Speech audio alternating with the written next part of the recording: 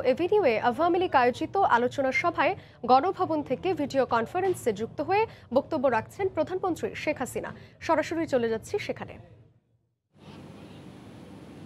যারা সেই দিন জাতির পিতার এই ভাষণ শোনার পর প্রস্তুতি নিয়ে ঝাঁপিয়ে পড়েছিল, মুক্তিযুদ্ধ চলাকালীন সময়ে দীর্ঘ 9টি মাস এই ভাষণের এই অংশটুকু বারবার প্রচার করা হয়, যা প্রতিটি মুক্তিযোদ্ধাকে অনুপ্রেরণা জুগিয়েছে।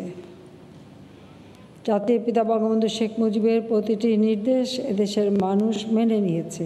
কৃষক, শ্রমিক, ছাত্র, শিক্ষক, পেশাজীবী, রাজনৈতিক নেতা প্রত্যেকে, এমনকি সেই সময় বাঙালি সশস্ত্র বাহিনীতে যারা বাঙালিরা ছিল বা আমাদের পুলিশ, আমাদের তখনকার ইপিআর, প্রতিটি ক্ষেত্রে যারা ছিল তারাও কিন্তু প্রস্তুতি নিয়ে এই যুদ্ধে ঝাঁপিয়ে পড়ে। এটা একটা জনযুদ্ধের রূপান্তর হয় পাকিস্তানি সামরিক জান্তার বিরুদ্ধে। এভাবে সমগ্র জাতি কিন্তু ঐক্যবদ্ধ হয়ে যুদ্ধ করে বিজয় অর্জন করে। হ্যাঁ, আমরা সহযোগিতা পেয়েছি মিত্র শক্তির, কিন্তু এই ভাষণটার ভিতরে প্রতিটি লাইন, এক একটা লাইন যদি আমরা আলাদাভাবে বিশ্লেষণ করি, মনে হচ্ছে এক একটা লাইন এক একটা নির্দেশনা, যে কী কী করণীয়, কী করতে হবে, কী পদক্ষেপ নিতে হবে। আমাদের দুর্ভাগ্য যে জাতির পিতা নেতৃত্বে আমরা বিজয় অর্জন করেছি। একটা যুদ্ধবিধ্বস্ত দেশ তিনি গড়ে তুলছিলেন, গড়ে তুলে বাংলাদেশকে একটা স্বল্পোন্নত দেশ হিসেবে তিনি প্রতিষ্ঠা করে যান। এত অল্প সময়ের মধ্যে একটা প্রদেশকে একটা রাষ্ট্রীয় কাঠামোতে দাঁড় করান, একটা পূর্ণাঙ্গ রাষ্ট্র ব্যবস্থা তিনি আমাদের দিয়ে যান। সীমিত সম্পদ, বিধ্বস্ত বাংলাদেশ, শূন্য হাতে তিনি যাত্রা শুরু করেন। এবং জাতির পিতাকে যখন স্বাধীনতার পর অনেক সাংবাদিকরা জিজ্ঞেস করেন যে আপনার কী সম্পদ আছে যে আপনি দেশ চালাবেন, তিনি বলেছেন আমার মাটি আছে, মানুষ আছে। এটাই ছিল তার বড় সম্পদ। কারণ এই কথাটা যে তিনি বলতেন, বাস্তবতা হলো এই মুক্তিযুদ্ধ, তিনি যে যুদ্ধের ডাক দিয়েছিলেন, তিনি যে স্বাধীনতার ডাক দিয়েছিলেন 7ই মার্চ, সেখানে কিন্তু তিনি এই জনগণের উপরই নির্ভর করেছিলেন। একমাত্র জনশক্তিটাই ছিল তার সবথেকে বড় শক্তি। আর সেই জনতাও বঙ্গবন্ধু শেখ মুজিবের ডাকে সাড়া দিয়ে যুদ্ধে ঝাঁপিয়ে পড়ে বিজয় এনে দিয়েছিল। যখন এই বিধ্বস্ত বাংলাদেশকে তিনি গড়ে তোলেন এবং বাংলাদেশ যখন অর্থনৈতিক অগ্রযাত্রায় এগিয়ে যেতে থাকে, বাংলাদেশের মানুষের ভিতরে যখন একটা স্বস্তি ফিরে আসে এবং তারা সুন্দর জীবনের স্বপ্ন দেখতে শুরু করে, সেই স্বপ্নটা ভঙ্গ হলো 75-এর 15ই আগস্ট। ঘাতকের নির্মম বুলেট কেড়ে নিল জাতির পিতা বঙ্গবন্ধু শেখ মুজিবকে। শুধু তাই না, আমাদের পরিবারের, আমি আর ছোটো বোন ছাড়া, রেহানা ছাড়া সবাইকে কেড়ে নিল।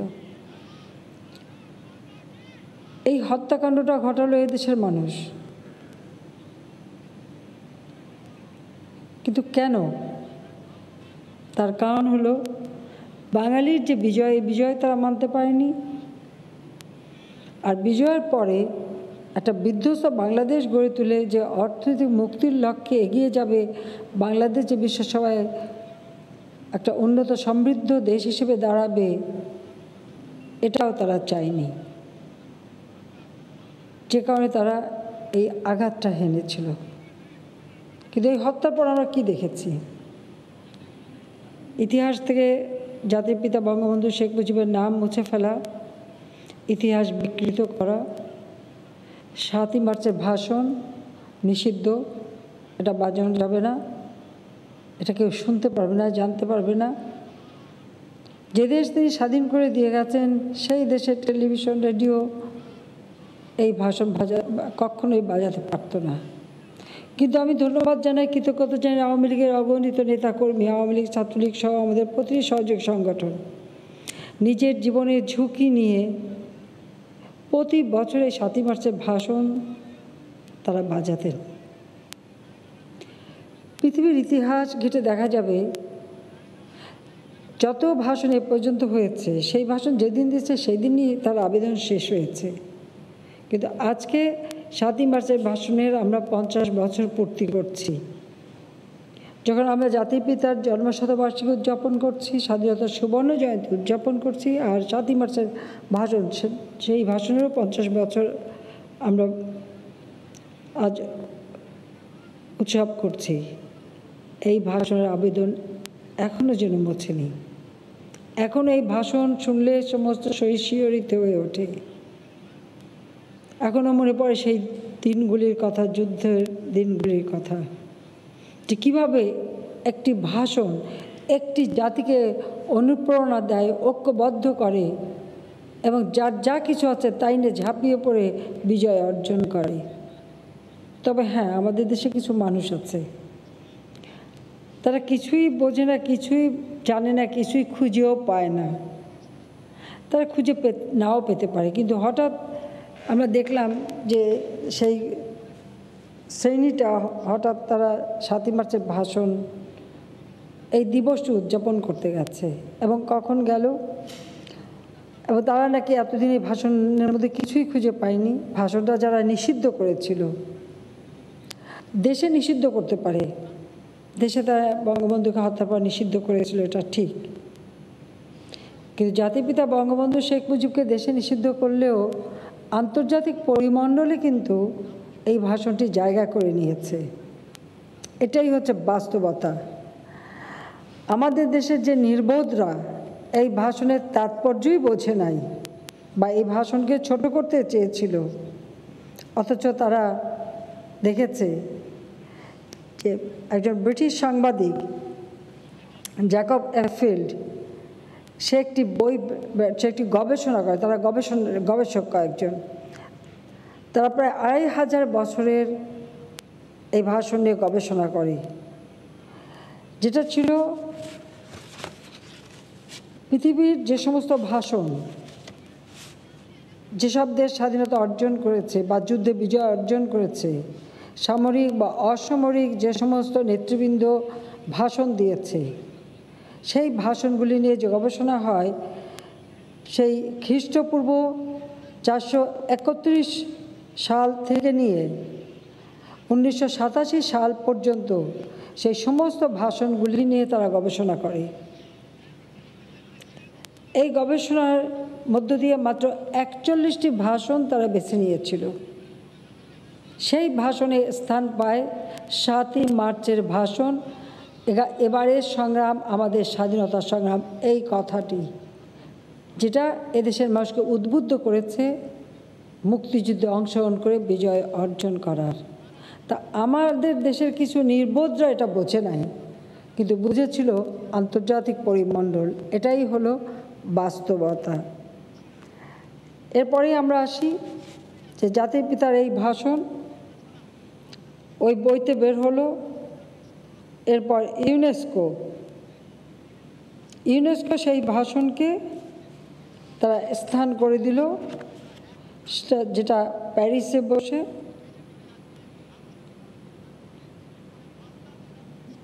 এই ভাষণটি আমরা দেখেছি international memory of the world রেজিস্টারে একটা ঐতিহাসিক ভাষণ হিসেবে এই ভাষণটি স্থান করে নিয়েছে। ইউনেস্কো এখানে অনেক গবেষণা করে, তারা গবেষণা করেই কিন্তু সিদ্ধান্ত নেয়, এবং ইউনেস্কো সকল সদস্যভুক্ত দেশ, সেই দেশগুলির উপরে ভোট দেয়, সেই ভোটের মাধ্যমেই কিন্তু এটা নিশ্চিত করা হয়। 2017 সালের 30শে অক্টোবর ইউনেস্কো 7ই মার্চের ভাষণকে বিশ্ব প্রামাণ্য ঐতিহ্য হিসেবে international memory of the world রেজিস্টারে অন্তর্ভুক্ত করে। তার মানে আমরা কি দেখতে পাচ্ছি, সেখানেও আন্তর্জাতিক পরিমণ্ডলে ভাষণের মর্যাদাটা বুঝল।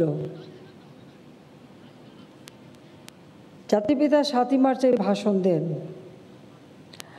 আর সেখানে নিউজ উইক জাতির পিতার ছবি দিয়ে তারা কভার পোস্ট করেছিল 71 সালের 4 এপ্রিল, সেখানে তারা লিখেছে পোয়েট অফ পলিটিক্স। এবং ওই সময় প্রায় পৃথিবীর সব দেশের পত্রপত্রিকায় এটা হেডলাইন হয়েছিল, এবং আমাদের দেশেও তাই। যারা এই ভাষণটাকে ছোট করতে চায় বা এই ভাষণটাকে নিয়ে, আমি শুনলাম আমাদের বিএনপির কয়েকজন নেতা, এর মধ্যে কয়েকজন আছে যারা হয়তো একসময় ছাত্রলীগ করেছিল, পরে আবার ছেড়ে চলেও গিয়েছিল, এরকমও কিছু আছে। এবং মানে যাই হোক, তারা নাকি এই ভাষণে স্বাধীনতার কোনো ঘোষণাই পায় নাই। তা আমার মনে হলো একটা কথা, আমি একটু আমার নেতাকর্মীদের এটা বলতে চাই, এটা পাবে না। কারণ পাকিস্তানি হানাদার বাহিনীও পায়নি, তারা অনেক খুঁজেছে। এবং আমার মনে হচ্ছে এরা যেন সেই পাকিস্তানি সামরিক জান্তাদেরই পদলেহনকারী খোসামদি তোষামদির দল। কাজী তারাই যা বোঝে এরা তাই বোঝে, কিন্তু বাঙালি যা বোঝে এরা তা বোঝে না।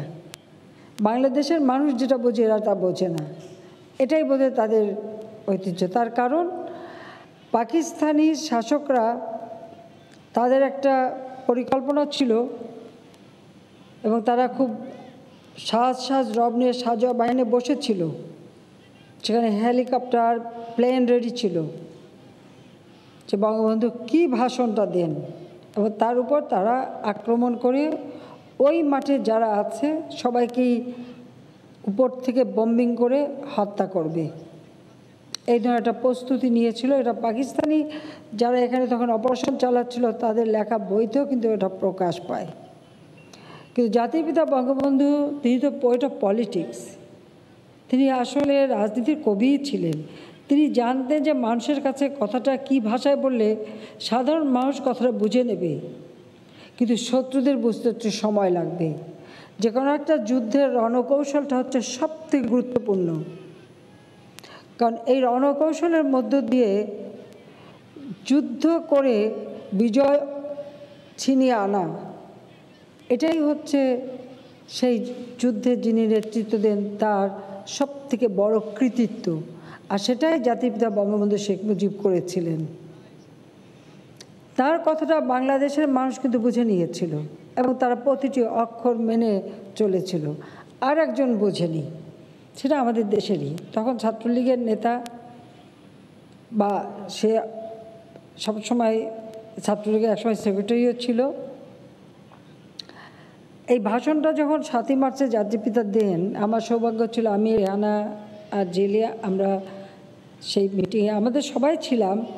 আমরা অবশ্য পিছনে মানে ঠিক মঞ্চের পাশে আমরা ছিলাম। তো ভাষণটা দিয়ে যখন বঙ্গবন্ধু শেখ মুজিব চলে আসলেন, আমরাও গাড়ি নিয়ে রওনা হলাম। রাস্তায় রাস্তায় মানুষ যার যাচ্ছে, সে লাঠি বোঝা সব কিছু, বাঁশের লাঠি সব কিছু নিয়েই কিন্তু মানুষ সেদিন এসেছিল। তারা খুশিতে লাফাতে লাফাতে যাচ্ছে, বীর বাঙালি অস্ত্র ধরো, বাংলাদেশ স্বাধীন করো, স্লোগান দিতে দিতে তারা যাচ্ছে। আমার গাড়ি থেকে আমার গাড়ি থামালো, এটা ফুলা রোডে। আমরা নামতে বাধ্য হলাম, তাদের সঙ্গে স্লোগান ধরলাম, তারপর ঘরে ফিরলাম। আর ঘরে ফিরে দেখি তখন আমাদের কয়েকজন ছাত্রনেতা বা যারা কেবল ছাত্রনেতা থেকে চলে গেছে সেখানে উপস্থিত। এবং এখানে গতকালকেও নাম বলছে, আজকে একটু নাম বলতেই হয়। সিরাজুল আলম খান তখন বলছেন, লিডার আপনি কি বললেন, সব মানুষ হতাশ হয়ে চলে যাচ্ছে। যেহেতু আমরা সেই মিছিল করে, তার আবার মিটিং থেকে এসে মিছিল করে, সে মানুষের সেই উত্তেজনা, মানুষের সেই খুশি, মানুষের সেই মানে একটা মানে তারা যা চাচ্ছিল সেটা পেয়ে গেছে, সেই যে তাদের একটা উদ্দীপনাটা আমরা পেলাম, সেটা তো আমরা নিজেরা স্বচক্ষে দেখে এসেছি। আর তখনই যদি এই কথা শুনি, সেখানে আমাদের আব্দুর রাজ্জাক সাহেব, সিরাজুল খান থেকে শুরু করে তোমার অনেকেই ছিল, ঠিক তখনই আমি বাড়িতে ঢুকেছি, দোতলার ওই লবটার মধ্যে ঢুকেছি। সেই সময় শুনে এই কথা বলার সাথে সাথে আমি বললাম, আপনারা এরকম মিথ্যা কথা বলছেন কেন? আমি তাকে নিজেই ধরলাম যে আপনি এত মিথ্যা কথা বলেন কেন? আপনারা তো মাঠ থেকে অনেক আগেই চলে আসছে, আপনারা মাঠের অবস্থা তাহলে জানেন না। মানুষ তো খুশিতে লাফাতে লাফাতে যাচ্ছে যে তারা যুদ্ধ করবে, তারা প্রস্তুতি নেবে, তারা তৈরি হয়ে যাচ্ছে। তারা আমার গাড়ি থামিয়ে আমাকে নিয়ে পর্যন্ত আমরা একসাথে স্লোগান দিয়েছি এবং তারা পেয়েছি, তাদের এই কথাটি আমরা পেয়ে গেছি এই কথা বলছে। আর আপনারা বলেন এই কথা উদ্দেশ্যটা কি? আমি সোজা আব্বাকে বললাম যে আব্বা এনাদের কথা বিশ্বাস করেন না, মানুষ খইয়ের মতো ফুটছে। এখন অবশ্য খই কীভাবে অনেকে জানেই না। তপ্ত বালুতে যখন খইয়ের ধানটা দেওয়া হয় তখন খই যেমন চিটচিট করে ফুটে মানে আসে, ঠিক সেই রকম মানুষ যেন খুশিতে টকবক হয়ে ফুটতে ফুটতে তৈরি হয়ে তারা ছুটে যাচ্ছে যার যার এলাকায়, যে তাদেরকে প্রস্তুতি নিয়ে এখনই নামতে হবে যুদ্ধে। আর সেখানে কিন্তু এরা এই কথা বলল। তা আজকে বিএনপির কয়েকজন নেতার বক্তব্য আর ওই দিনের ওই কথা শুনে আমার শুধু মনে হচ্ছে এরা আসলে ওই পাকিস্তানি হানাদার বাহিনীর কোনো দালালি নিয়েই ছিল। সেদিন যে কথাটা বলেছে আর এরা এখনও সেই দালালি ভুলতে পারেনি, এখনও তারা তাদের এই তোষামদি চাটুকারিতা ভুলতে পারে নাই। সেই জন্য তারা এখনই কিন্তু খোঁজে যে এই ভাষণে কোনো স্বাধীনতার নাকি কোনো মেসেজই পায়নি, অথচ যারা সেই দিন প্রস্তুতি নিয়েছে তৈরি হয়েছে তারা কিন্তু ঠিকই বুঝেছে, বাংলার মানুষ বুঝেছে এবং তারা সেভাবে প্রস্তুতি নিয়েছে। হ্যাঁ, বিএনপি নেবে না, এটা কারণ আছে। আমি একটা কারণ বলতে চাই। 25শে মার্চ পাকিস্তানি হানাদার বাহিনী নিরস্ত্র বাঙালির উপর হামলা করে।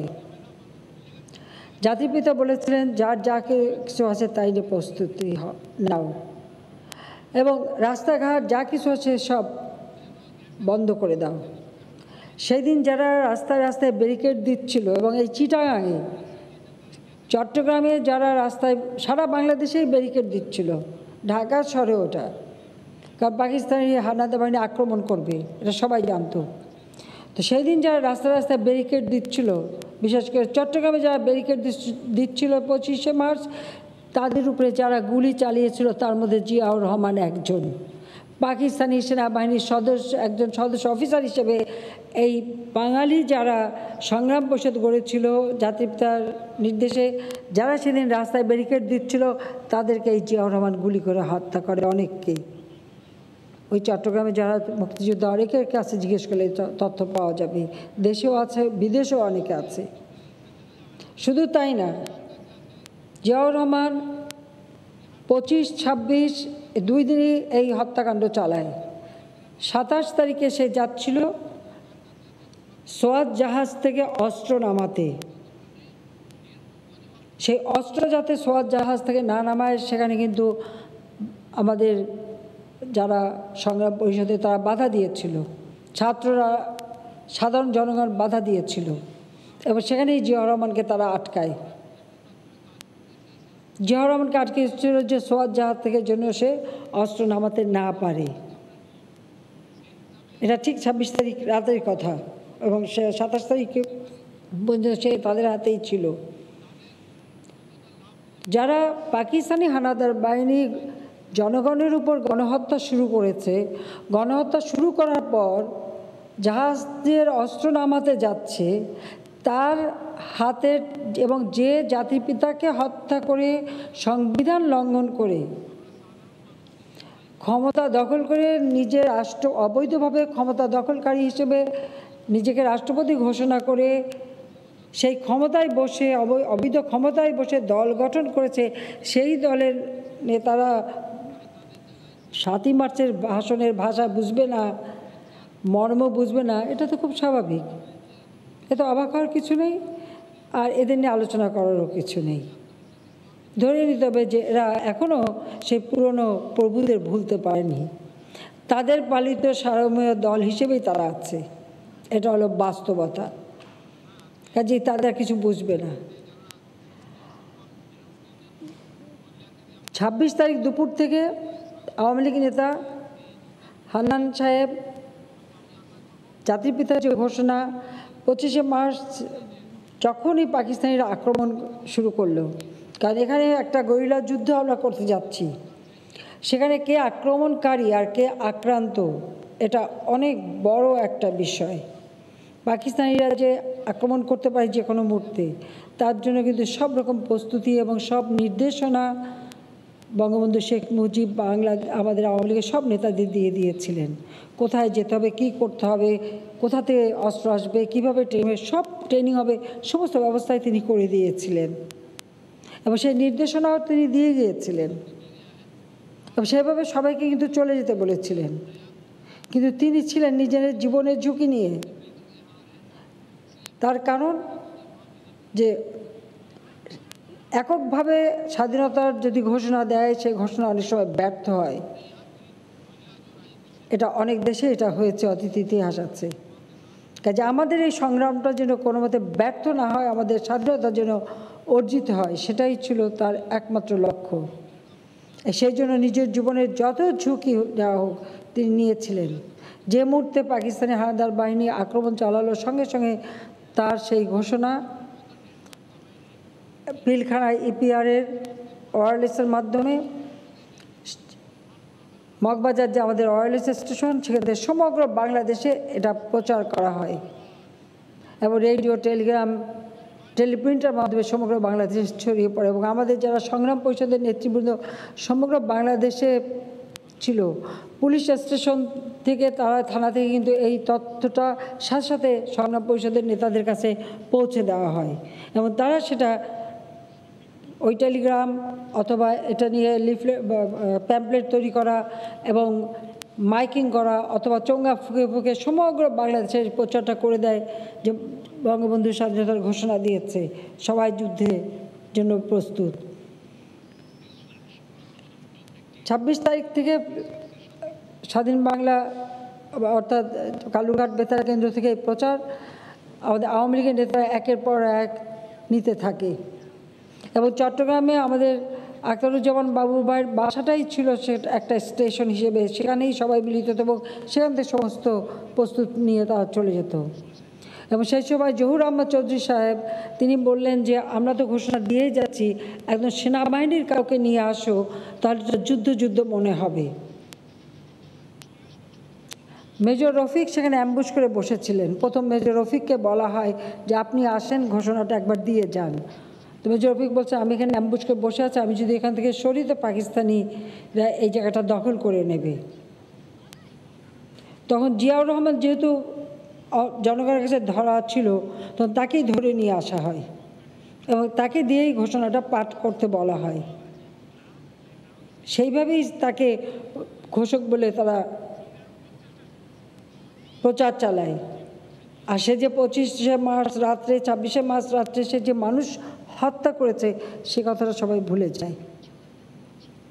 কারণ সে তো আগাগোড়াই পাকিস্তানের দালালি করে আসছে, তার জন্মই তো ওখানেই, তার লেখাপড়া পাকিস্তানে, সে কবে বাংলাদেশের হলো, চাকরির সূত্রে এখানে এসেছিল, সেই সূত্রে বিবাহ করে তার পরবর্তীতে থেকে যায়। এই তো বাস্তবতা।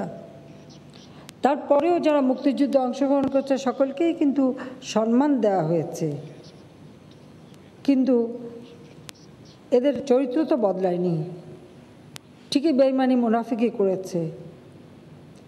এবং একটা মেজর ছিল, বঙ্গবন্ধু শেখ মুজিবই তাকে প্রমোশন দিয়ে মেজর জেনারেল করেছিল, আর সেই এই হত্যাকাণ্ডের মূল হোতা ছিল এবং ষড়যন্ত্রের সাথে জড়িত ছিল। যারা 15ই আগস্টের হত্যার সাথে জড়িত, 21শে আগস্টে গ্রেনেড হামলা করে, যারা এদেশটাকে একটা ব্যর্থ রাষ্ট্রে পরিণত করবার জন্য ক্ষমতা নিয়ে দেশের মেধাবী ছাত্রদের অস্ত্র তুলে দেয়, সমস্ত শিক্ষা প্রতিষ্ঠানে অস্ত্রের ঝনঝনানি, যারা এদেশটাকে সম্পূর্ণ ধ্বংসের দিকে নিয়ে যায়, তাদের তৈরি করা রাজনৈতিক দলের কাছ থেকে বাংলাদেশের মানুষ কী আশা করে? আজকে বাংলাদেশ এগিয়ে যাচ্ছে, মাত্র 12 বছরের মধ্যে আমরা বাংলাদেশকে জাতির পিতার যে স্বপ্ন ছিল মধ্যম আয়ের দেশ, উন্নয়নশীল দেশ, আমরা সেই উন্নয়নশীল দেশে উন্নীত করতে পেরেছি। এটা বোধহয় তাদের একটুও পছন্দ না, কারণ বাংলাদেশের মুক্তিযুদ্ধ সফল হোক, বাংলাদেশের স্বাধীনতা সফল হোক, বাংলাদেশের মানুষ পেট ভরে ভাত খাবে, সুন্দর জীবন পাবে, উন্নত জীবন পাবে, বাংলাদেশের মানুষ উন্নত হবে, এটা তো তাদের পছন্দ না। তাদের কাছে ক্ষমতা ছিল ভোগের বস্তু, হাজার হাজার কোটি টাকা বানিয়েছে এবং বিলাস বাসনে জীবন ভাসিয়েছে। কাজে তারা এদেশের মানুষের কষ্ট দুঃখ বুঝবে কিভাবে? ইতিহাসকে তারা বিকৃতি করেছে তাদের স্বার্থে। তা আমি আমার নেতাকর্মীদের বলবো যে ওরা কি বলল এটা নিয়ে আমাদের কথা বলার দরকার নেই, বা ওটা নিয়ে আমাদের চিন্তা করার কিছু নেই। আমরা জনগণের পাশে আছি আর জনগণের জন্য আমরা কাজ করি। এই করোনা ভাইরাসের সময় কত কথাই তো তারা বলেছে, এমনকি টিকা নিয়েও তো কত কটূক্তি করেছে, কিন্তু সেই টিকা তো তাদের নিতে হলো। আমি সরকারে আছি, পয়সা দিয়ে টিকা কিনে বিনা পয়সায় দিচ্ছি, আর সেই বিনা পয়সার টিকা তো নিয়েছে, নেয়নি বিএনপি নেতারা সবাই নিয়েছে। কিন্তু তার আগে তাদের কথাগুলি কি ছিল? তো ওরা ওভাবে বলবে, কাজে এটা নিয়ে আমার মনে আমরা আলোচনা করে আমাদের সময় নষ্ট না করে আমি এটুকুই বলবো যে জাতির পিতা বঙ্গবন্ধু শেখ মুজিব শুধু একজন রাজনীতিবিদ ছিলেন না, তিনি একজন দক্ষ রণকৌশলী ছিলেন। যিনি এদেশের স্বাধীনতার জন্য দীর্ঘ সংগ্রামের পথ পাড়ি দিয়ে মুক্তিযুদ্ধ করে বিজয় অর্জন করে বাঙালিকে বিজয়ী জাতি হিসেবে প্রতিষ্ঠা করে দিয়ে গেছেন। তার যে স্বপ্ন ছিল বাংলাদেশের দেশকে ক্ষুধামুক্ত, দারিদ্র্যমুক্ত, উন্নত সমৃদ্ধ বাংলাদেশ হিসেবে গড়ে তুলবেন, সেই পদক্ষেপ তিনি নিয়েছিলেন। এবং তিনি যদি বেঁচে থাকতেন, স্বাধীনতার 10 বছরের মধ্যে সারা বিশ্বে বাংলাদেশ উন্নত সমৃদ্ধ দেশ হিসেবে মর্যাদা পেত, 10 বছরও লাগতো না। তিনি তো মাত্র 5 বছর সময় চেয়েছিলেন, কিন্তু তাকে হত্যা করে বাংলাদেশের মানুষকে আবার শোষণ বঞ্চনার শিকার হতে হয়েছিল। 21 বছর পর আওয়ামী লীগ সরকার আসার পরেই এদেশের মানুষের ভাগ্য পরিবর্তন শুরু হয়। তারপর মাঝখানে 8টি বছর নষ্ট হয়েছে। দ্বিতীয়বার সরকার এসে আমরা এই একটা ধারাবাহিকভাবে রাষ্ট্র পরিচালনা করে যাচ্ছি বলে আজকে বাংলাদেশ উন্নয়নশীল দেশ হিসেবে সারা বিশ্বে মর্যাদা পেয়েছে। আওয়ামী লীগ সরকার আমলে বাংলাদেশ সারা বিশ্বের কাছে একটা মর্যাদাপূর্ণ দেশ। সারা বিশ্ব এখন বাংলাদেশের দিকে তাকিয়ে থাকে, যেভাবে 71 মুক্তিযুদ্ধে বিজয় অর্জন করার পর বিজয় জাতি হিসেবে জাতি মর্যাদা পেয়েছিল, সেই মর্যাদাই আমরা ফিরিয়ে আনার চেষ্টা করে যাচ্ছি। বাংলাদেশের জনগণ আমাদের সাথে আছে, জনগণের পাশে আমরা আছি, আর জনগণের কল্যাণ করাই আমাদের লক্ষ্য। মুজিব বর্ষে আমরা সিদ্ধান্ত নিয়েছি বাংলাদেশের একটি মানুষও ভূমিহীন থাকবে না, গৃহহীন থাকবে না, প্রতিটি মানুষের একটা ঠিকানা হবে, এবং আমরা সেই পদক্ষেপ নিচ্ছি এবং সেটাও আমরা বাস্তবায়ন করছি। আজকে করোনাকালীন সময়েও আমরা মানুষ যাতে কষ্ট না পায়, আমাদের প্রত্যেকটা নেতা কর্মী থেকে শুরু করে সরকারি অসরকারি যারা আছে, আমাদের সামরিক অসামরিক সবাই আপ্রাণ চেষ্টা করেছে, কাজ করেছে, মানুষের পাশে দাঁড়িয়েছে। সেজন্য করোনাকালীন সময় মানুষের কষ্ট লাঘব করতে আমরা সক্ষম হয়েছি। আর আজকে আমরা টিকাদান কর্মসূচি বাস্তবায়ন করে যাচ্ছি। স্বাস্থ্য সুরক্ষা মানুষকে মেনে চলতে হবে, এবং সেটা আমরা সবসময় আহ্বান জানাচ্ছি। এবং এই বাংলাদেশ জাতির পিতার যে আকাঙ্ক্ষা নিয়ে স্বাধীন করেছিলেন, আমরা সেই আকাঙ্ক্ষা পূরণ করব, এটাই আমাদের লক্ষ্য। সেই বিজয়কে আমরা অর্থবহ করব। যে বিজয়ের পতাকা জাতির পিতা আমাদের দিয়ে গেছেন, তা সমুন্নত রেখেই বাংলাদেশ এগিয়ে যাবে মর্যাদাশীল দেশ হিসেবে। উন্নত সমৃদ্ধ সোনার বাংলাদেশ ইনশাল্লাহ গড়ে উঠবে। 7ই মার্চের ভাষণ আজকে আন্তর্জাতিকভাবে স্বীকৃত। মুষ্টিমেয় কয়েকজন কি বলল না বলল ওটা আমাদের দেখার দরকার নেই।